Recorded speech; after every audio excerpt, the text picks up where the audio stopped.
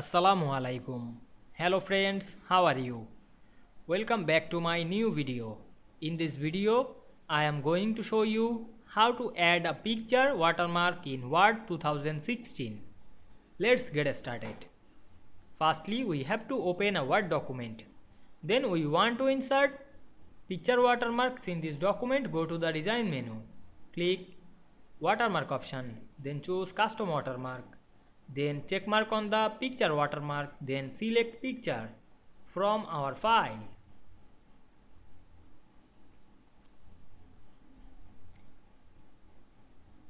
Now I select this picture and insert it. Then click OK. Now we can see we insert picture watermark very easily. I hope you enjoyed the video. Please like, comment, share and subscribe my channel. Thanks for watching.